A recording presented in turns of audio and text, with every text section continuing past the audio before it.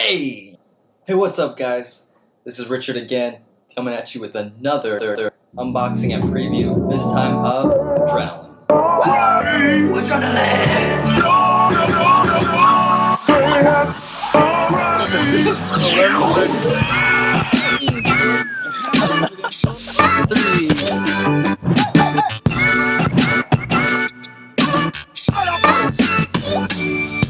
Alright, let's get this bad boy open. Oh shoot, what the heck was that noise? It's kind of weird. Let's cut it right. Here, I'm getting better at that. Oh yeah. So, first of all, actually let's take the look at the back right here. It's a game for 3 to 5 players, ages 12 and up, around 60 minutes per game. You know that Tom Vasel from the Dice Tower loves this game, Seal of Excellence, so it's pretty amazing. It's got all the accolades.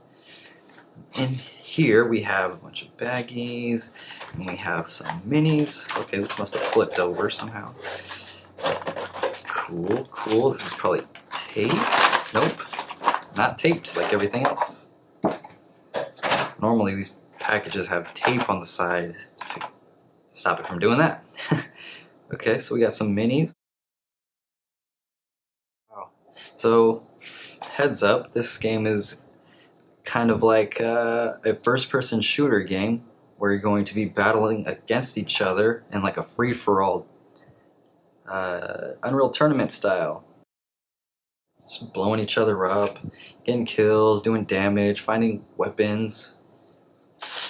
We got some clear gems. These are pretty cool. So it comes with these little clear skull tokens there. These are damage markers here. You can get a look at those. They're just tiny plastic. We're seeing something like this, but it's a welcome surprise. So these are going to be damage counters that you put on other people to show who you got damaged by. Then you have your, I'm guessing, power-up cards. You got your tag back grenade, tail targeting scope, the Newton, the teleporter, the targeting scope. These cards here, oh, these are the weapons. So here's a sledgehammer weapon that does 2 damage. And if you have a red power-up, it does 3 damage, and you get to move twice, I'm guessing, using my iconographic skills here. So here's all these different abilities and different guns that you get to use. Kind of cool. The packaging is kind of whatever. Everything was just kind of thrown in there, it looked like. Here's your instruction booklet. Cool graphics, cool artwork. I love this. I love that one page has the how a board is set up, and a picture of the board set up. That's really nice. It's good to see. I like that there's pictures and not just walls of text, so it makes it easier to learn, at least for me anyway, if you're like me who likes to pictures when they learn. So this is around 10 pages. I didn't see a number here. 3, 7, 9, 11, 12 pages long. And even a gaming rules. Check out the How to Play by Gaming Rules if you want to learn how to play from a video. Then you have the weapons manual, so even a separate instruction booklet just for the weapons. So in case you want a quick reference straight to a certain or particular weapon card or power-up. And then also you got your setup and your spawning and your turn order, all the way down to the final scoring. So that's kind of cool.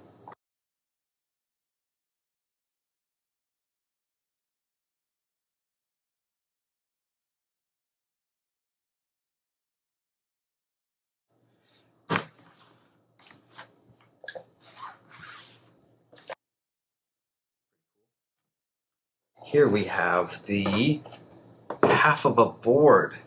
It's so weird. Here's the other half. Maybe, oh, that might be kind of cool. Okay, so it flips.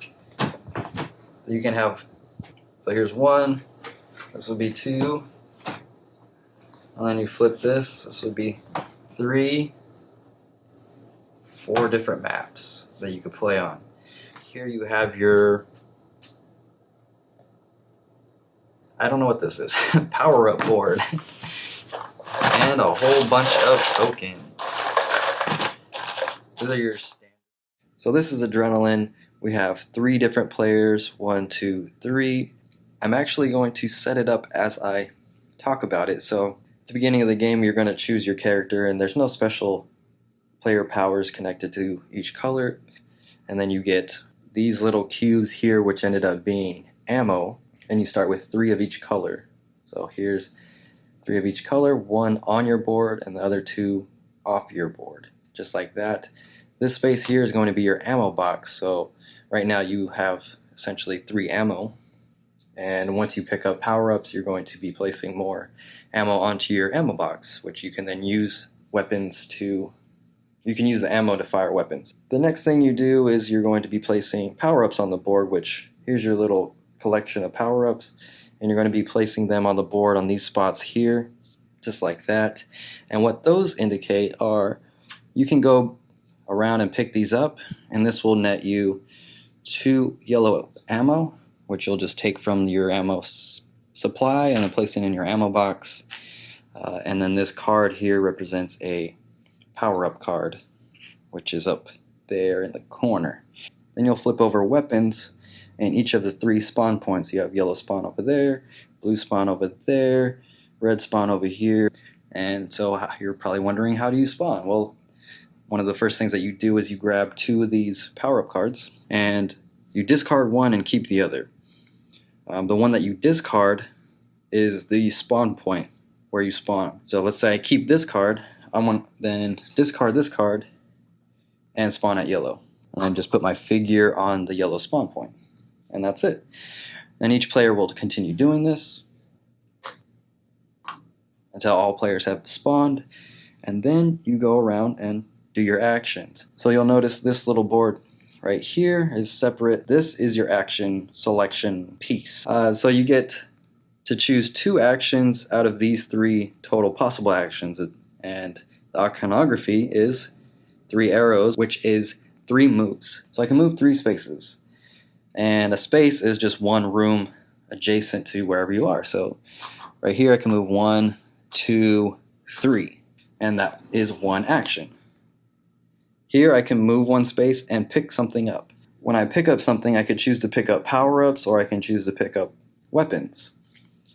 So right here I can move a space and pick this power-up up. And then, like I said, this will give me whatever that is. If I'm moving and picking up a weapon, I can choose to not move. So if I started in that spot and I just wanted to pick up a weapon, I can do that.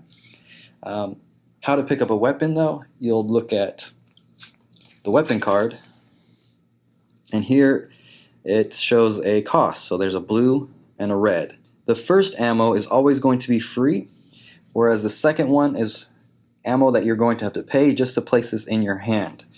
So to pick this card up, I would have to pay a red, and I would take it off of my ammo box, place it into my supply, and this card goes into my hand loaded. And the last thing I could do is shoot somebody. And all I would do is play the certain card. Let's say I play this card. This allows me to shoot 2 different people if I wanted. And those are your 3 possible actions. And the last thing you do is reload. So this is the symbol for reload. To reload my machine gun, I'd have to pay a blue and a red from my ammo box. Right now I have no blue and red, so this stays out in front of me, and I wouldn't get a chance to shoot it next round. So that's the puzzle you have to figure out. Do you want to shoot once and pick up ammo this round, or do you want to shoot twice? When I shoot people, I'm passing out damage. So if I shot blue, I would give them 1 token, and this would go on their board over here. And as you'll notice, you look at your board, this little area here is where you keep track of all the damage that is done to you. And as you take damage, you'll notice there's additional actions that you could take. So it's the same action on your action board, however, it's now upgraded. So instead of moving one space and picking up something, now I could move 2 spaces and pick up something. Or instead of shooting somebody and not moving, I can then move 1 space and then shoot somebody. So as I'm taking damage, I'm pretty much powering up all the way until I die. And these here are the symbol for points. So first blood, whoever shoots me first will get a point when I die. Whoever has the most damage dealt to me gets 8 points. Second most damage dealt to me, 6 points, so on and so forth. Then I would take a skull token from up here and place it on the leftmost points. And now I'm worth less points from here until the rest of the game. So it gives less incentive to keep going after the same person over and over again, which is awesome because nobody likes to be ganged up on. And then at the end of the game, you'll notice up here there's another track where whoever has the most blood tokens up here will also get 8 points at the end of the game. Second most, 6 points, 4 points, etc., etc. This little symbol here reminds you that if you get a double kill, you get an additional point, which is essentially killing 2 people in 1 turn. So yeah, at the end of your turn, you will just reload, and then you'll flip over any weapons that you took, flip over another card to replace the weapon that you took, flip over any power-ups to replace the power-ups that you took, and then it's the next player's turn. And you'll keep doing that, taking turns, dealing out damage. So the main part of this game are the weapon cards. And you'll notice this one here is called Machine Gun. And big props to the designers for making each gun feel different, unique, and actually, I want to say real life, but like the actual Unreal Tournament games, like the first-person games, each gun feels different and feels like you're actually using it on the field. Okay, so this one here is, I can use this weapon to shoot 2 different people. Notice one's red, one's blue. That's 2 different people, and I give each of those people 1 damage. Then if I pay an additional yellow, I can choose to pay an additional yellow ammo or a blue ammo, and I could deal an additional damage to red. Or if I pay a blue, I can deal an additional damage to blue and an additional damage to a third player if I wanted to. This one here, the lock rifle, I can shoot anybody within sight and deal 2 damage and a target. So here I would take 2 damage and then I would target pink player. Targets are pretty powerful because the next time you deal damage, not only do you deal the damage from the weapon, you also add in any targets that were previously accumulated here. So I would deal 2 damage plus this one here deals 3 damage to that player. Okay, let's look at some of the more unique cards, and here's Shockwave. This allows you to basically burn everybody 1 space away from you. So look at if I am the black silhouetted player, I would deal 1 damage to 3 different people in a space adjacent to me. The black bar means either or. So I can either do this for free or I can pay a yellow to deal 1 damage to everybody in those adjacent rooms. So if you notice the difference between the sledgehammer and the machine gun means you could shoot anybody within line of sight, but this one here means because I'm on a same square platform, I can only deal this damage to a player in the same room as me. So that's a pretty good breakdown of iconography and the types of weapons. You have ranged, you have melee, you have crowd effects, area control effects, and you're going to be killing people and respawning and doing all that fun stuff over and over again until 8 people have been killed. And once the 8th player has been killed, the game then enters frenzy mode, which is kind of confusing how to explain, but essentially you're going to take your action token here and flip it over, and now everybody except the start player will get 2 actions of these like super upgraded actions. And this one here is you can move, reload, and then shoot somebody This one here you can move 4 spaces. This one here you can move 2 spaces and pick up something. In addition, everybody who does not have damage already on their board will flip it over. One last thing is the power-up cards. This means you can pay 1 ammo of any color to add an additional damage, or you can choose to use this as an ammo by itself. So let's say I was going to pick up this lock rifle and I didn't have the blue ammo needed to pick it up. I could then choose to just pay this as one of my ammo and then pick this card up into my hand. And then this card would get discarded. Additionally, if I wanted to pay for this action right here on this weapon card, I could pay a power-up card with a blue ammo box and basically do that action as well. So that is Adrenaline. I really like the fact that it's a really unique board game. You're not going to find something similar as far as a first-person shooter. So sometimes I tend to focus more on the positives than the negatives of a game. And that is because you never know who's going to enjoy a game, who's not going to enjoy a game. I'm pretty open to a lot of games just because games are meant to be fun. Games are meant to be played. And I play with so many different people from different backgrounds, for different expertise level. And so this kind of falls in line with, a newer player that's coming from even a video game background. And a lot of people have enjoyed playing this with Halo backgrounds. I have a Halo background, Counter-Strike background. So this is very familiar, and it's not too complicated to understand. They understand, okay, you deal damage and then you get points based on how much damage you deal to people. The game ends after a certain amount of kills. Each kill is worth less and less points and stuff like that. It's still a board game though, so you're not going to get that fast-paced, frenetic action. It's not in real time. It is still turn-based, and so you kind of have to have that strategic mindset of when to shoot, when to run, when to just reload and prepare for the next round, because sometimes people might have 0 damage on them and you might want to wait for some people to do damage and then you could just end their life versus you deal a bunch of damage and not get the end game bonus from the kill track. The component wise is basic. You have your minis, which are pretty standard for the industry now. They work really well because the idea of a video game being 3D, it meshes really well with the environment and everything. The sucky thing is, I think, the level design.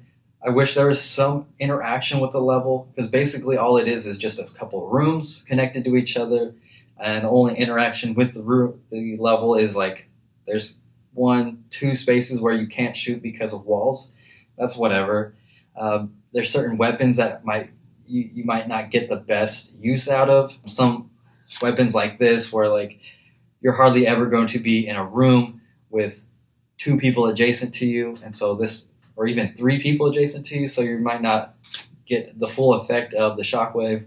I have yet to see a double kill happen, although that's, it's only 1 extra point, so it's not like a huge thing you're missing out on. The power-up cards are pretty basic. You add and damage.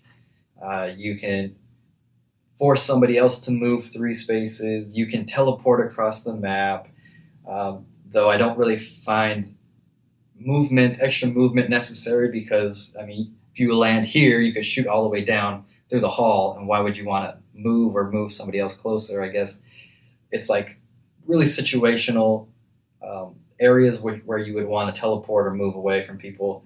Although it is like a free move, these don't cost you one of your 2 actions. So that's kind of good. So all in all, it's a pretty solid game, and there is a 6-player expansion where you can play teams. There's also other game modes where the level environment, actually that might solve my issue, but there is a game mode where the level is actually dealing damage to everybody, and I haven't really read through the rules on that. But there's like a bot, basically, that's dealing damage to everybody. But all in all, a solid game.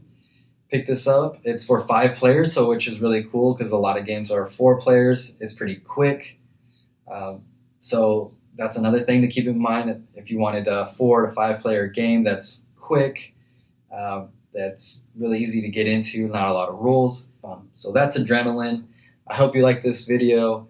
If you want to see more content like this, where I'm unboxing, where I'm previewing, reviewing these types of games, please subscribe if you haven't already. Please follow me on Instagram. I just changed my name to The Board Gameaholic. Adrenaline is fun. I need a call out. I will see you on the next one. Do you want to know about Adrenaline? It's a board game. Board game about shooting people. Look at this cute artwork. Look at it. Look at it. See him smiling? This is for ages 12 and up. But with this happy face, don't you want your 5-year-old playing this? Look at this. Look how cute. Look how cute and edible